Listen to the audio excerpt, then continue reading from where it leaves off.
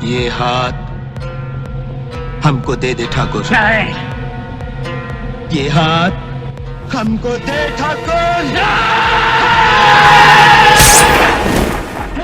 हे भगवान, ये क्या, कितना बुरा समय। गन पार्क क्या चला गया तो लुकिज्म का और अच्छे दिन। दोनों चले गए। भाई साहब, लुकिज्म का चैप्टर 553 सच में काफी ज्यादा ब्रूटल था। The most brutal chapter of all time. अब ऐसा बिल्कुल भी मत समझना कि भाई शीरो ओनी वाले आर्क में भी हमें ब्रूटलनेस दिखाई तो गई थी। तो हाँ, वहाँ पर भी कई लोगों को फोड़ा गया था, यहाँ तक कि हाथ पैर भी उखाड़ दिए गए थे। लेकिन जिन कैरेक्टर के साथ वो सारी चीजें हुई वो इतने भी ज्यादा ताकतवर और अवेकन स्टेट में नहीं थे। लेकिन यहाँ पर एक अवेकन हो चुके फर्स्ट जनरेशन के किंग को कीटे किम ने कुत्तों की तरह धोया है। और ऐसा भी नहीं है कि जिनरेंग यहाँ पर किसी भी मामले में कमजोर था। इनफैक्ट उसने तो अपनी बाउंड्रीज को भी तोड़ दिया, लेकिन ये ताकत अंदर से उसे किस तरीके से खोखला कर देगी ये चीज उसको गैप्रियोंग किम ने पहले ही बताई थी। तो हाँ, जिनरेंग ना ही कमजोर है और ना ही इस पूरी फाइट के दौरान था, बल्कि उसका अपोनेंट बोले तो कीटे किम कुछ ज्यादा ही पावरफुल है। और यहाँ पर सिर्फ ऐसा नहीं है कि उसकी ब्लड लाइन ही मैटर करती है, क्योंकि सिर्फ उसी के दम पर वो इतना ज्यादा पावरफुल है ऐसा हम नहीं कह सकते। उसने जिनरेंग के हाथों से पिटने के बाद मैक्सिको को भी मेंशन किया, जहाँ पर सरवाइव करना कितना ज्यादा इंटेंस था और किसी को टपकाना वहाँ पर एक जोक के बराबर है। और ये तो हम अच्छे तरीके से जानते हैं कि कीटे किम मैक्सिकन कार्टेल के एक बहुत ही बड़े माफिया ग्रुप का टॉप का गैंगस्टर है। लेकिन फिर भी एक बात मेरे गले के नीचे नहीं उतरी कि आखिर उसने जिनरेंग के द्वारा किए गए एक्स के इस अटैक को अपने हाथ से ही कैसे रोक लिया। I mean, उसने एक्स की जिस साइड को पकड़ा हुआ है ना, वो हिस्सा काफी ज्यादा शार्प है। और ऐसा तो है नहीं कि उसके पास यामाजाकी की तरह ब्लैक बोन हो। और ऊपर से चलो एक बार को मान लेते हैं कि कीटे किम ने उस अटैक को अपने हाथ से रोक लिया, लेकिन जिनरेंग ने वो अटैक काफी ज्यादा जोर से किया था। इसके बावजूद इस अटैक को इतनी आसानी से रोक लेना, ये बात हजम करना काफी ज्यादा मुश्किल है।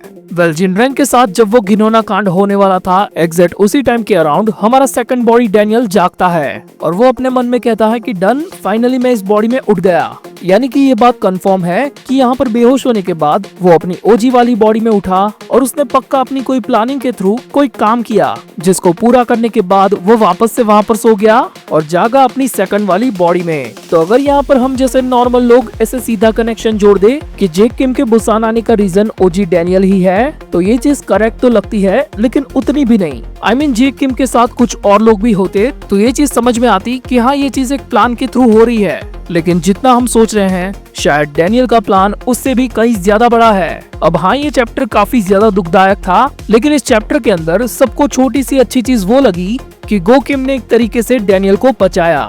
और इस पूरे टाइम के दौरान हम गो के फेस पर वही एक्सप्रेशन देख सकते हैं जब उसने कीटे किम के साथ मिलकर सिल्वर मुट्ठी और गोल्डन मुट्ठी को निपटाया था। यानी कि जो चीज बुसान के अंदर चल रही है और जो कीटे किम जिनरेंग के साथ कर रहा है, वो चीज देखने में शायद गो किम को भी पसंद नहीं है। I mean, हाँ, हमने गो की इवल साइड को भी देखा है, लेकिन उसने कभी फालतू में ही बिना रीजन के ऐसे किसी को नहीं पेला। और गो ने इस चैप्टर में डैनियल को बताया कि कोई ऐसा है जो नहीं चाहता कि तू अभी टपके। और ये चीज जानकर सब लोगों को यही लगता है कि गो ने ये चीज गन को रेफर करते हुए कही है, लेकिन मुझे यहाँ पर ये चीज नहीं लगती।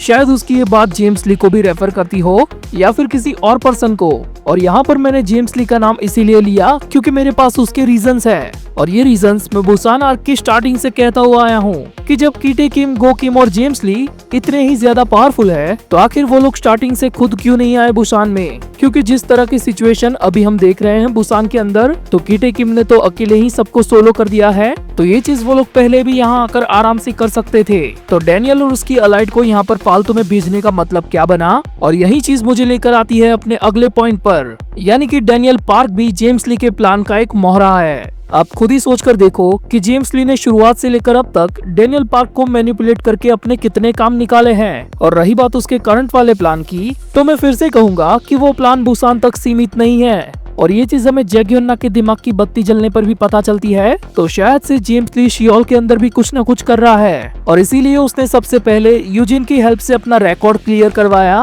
और उसके बाद जाकर अपने प्लान की शुरुआत की। और ऑब्वियसली वो शुरुआत सियोल से ही हुई थी, क्योंकि तभी तो कीटे किम डायरेक्टली वहाँ पर आया था। मतलब कि सियोल के अंदर कुछ गिने चुने लोग ही ऐसे थे जो जेम्स ली के प्लान को तकलीफ दे सकते थे। और गिने चुने लोग से मेरा मतलब है कि डैनियल पार्क और उसकी अलाइड। और इसके आगे की कहानी तो हम जानते ही हैं कि कैसे जेम्स ली के कहने पर डैनियल अपनी अलाइड के साथ बुशान में आ गया। बोले तो जेम्स ली ने अपने एक तीर से खुद के कई सारे दुश्मनों को आपस में ही भिड़वा दिया। लेकिन ये तो बस एक टूटी फूटी सी प्रीक्वल थियरी है, तो इस बारे में आपका क्या सोचना है ये प्लीज मुझे बताना। और अब बात कर लेते हैं थोड़ी बहुत डिटेलिंग्स की। तो हाँ, यहाँ पर हमें कीटे किम के 1-2 अटैक देखने को मिले जो यूआई डैनियल ने पहले किए थे। और जूनगो यहाँ पर उस कॉफी की बात कर रहा था जो उसने चैप्टर 293 के अंदर डैनियल के साथ पी थी। लेकिन जहाँ तक मैं जानता हूँ तो डैनियल वहाँ पर कॉफी नहीं बल्कि स्मूदी पी रहा था। अब आगे यहाँ पर 1-2 सवाल निकल कर आते हैं कि आखिर यहाँ पर जेक किम क्या करने आया है, क्योंकि हम सबको पता है कि अब क्या ही कर लेगा। और दूसरा सवाल जो पर्सनली मेरा है कि आखिर उस गोल्डन मुट्ठी और सिल्वर मुट्ठी की बॉडी को गायब किसने किया। बात करें अगर जेक किम की तो भाई की शक्ल से तो फुल कॉन्फिडेंस नजर आ रहा है, यानी कि कोई बड़ी चीज यहाँ पर रिवील हो सकती है। अगर सच कहूँ तो मुझे इस पर रत्ती भर भी भरोसा नहीं है। हाँ, भले ही ये कितना भी अच्छा इंसान क्यों ना हो, लेकिन अपने मतलब के लिए ये इवल साइड को ज्वाइन भी कर सकता है। और पब्लिक की प्रेडिक्शन यहाँ पर ये कह रही है कि जेक यहाँ पर अकेला नहीं आया, यानी कि जेरी कॉन या फिर लाइनमैन कोई ना कोई इसके साथ जरूर आया है। अगले चैप्टर के लिए मैं तो बस इतना ही कहना चाहूंगा कि रेडी रहना, हमें कहीं ना कहीं से फ्लैशबैक या फिर पास्ट दिखने वाला है। अब या तो वो पास्ट कीटे किम की मेक्सिको वाली मेमोरीज का हो या फिर जेक किम का बुसान आने का फ्लैशबैक। और आखिर में जाते जाते अच्छा हुआ कि जे होंग अभी तक नहीं उठा, वरना डैनियल पार्क और अलाइड का बैंक अकाउंट हमेशा हमेशा के लिए क्लोज हो जाता।